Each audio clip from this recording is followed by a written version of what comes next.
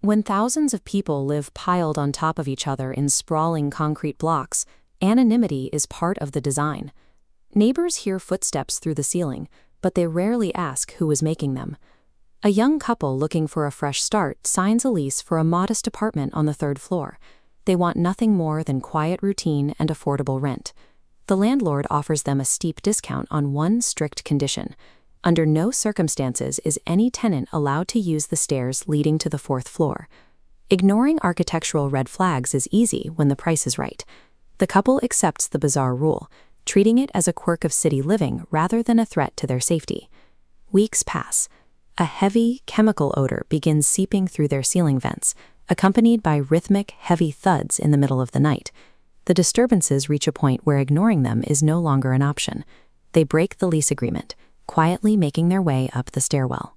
In the center of the dust-covered fourth-floor corridor, they find the source of the smell, an abandoned dead body. Sirens cut through the night. The inspector arrives. He secures the perimeter. He interrogates the residents. The building owner intercepts him in the lobby. He talks too fast, offers unprompted alibis, and attempts to restrict the crime scene investigators to the hallway, citing privacy concerns for his other tenants. The lack of forced entry and the landlord's rehearsed defense suggests the killer never needed to break in. The inspector realizes the building's layout was being used to facilitate the crime. Back at the precinct, the inspector lays out the collected evidence across his desk. The physical items don't immediately add up to a motive. The scene suggests someone had been living on that floor for weeks. Investigators found a discarded snack wrapper, completely clean of dust, sitting directly on top of newspaper clippings from a decade ago. The physical objects lead to a dead end, but a digital anomaly provides a breakthrough. Cybercrimes flags a small anonymous YouTube channel consisting entirely of long, static videos filming the building's exterior, specifically focusing on the load-bearing joints of the fourth floor. This dual-access timeline compares official tenant logs against YouTube timestamps. The top line shows supposed departures. The bottom tracks surveillance. Look at the 2-month window between records. Video evidence shows constant movement, yet logs claim the complex was entirely vacant. Eyewitnesses can be intimidated, but server data is rigid.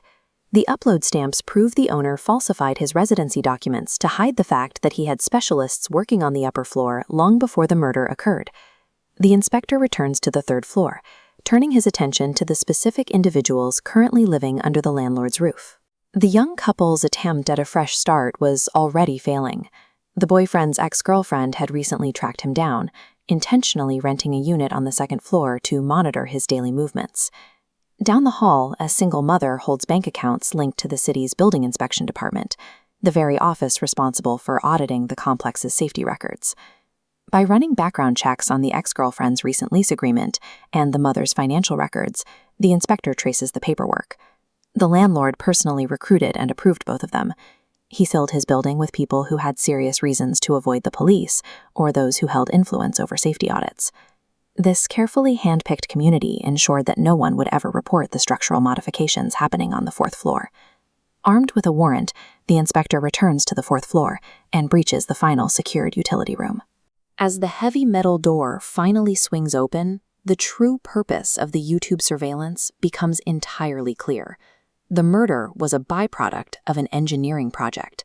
The entire fourth floor is a hollowed-out shell, housing a dense, chaotic maze of thick wires connected to explosive charges embedded directly into the building's load-bearing support columns. The protocol shifts instantly.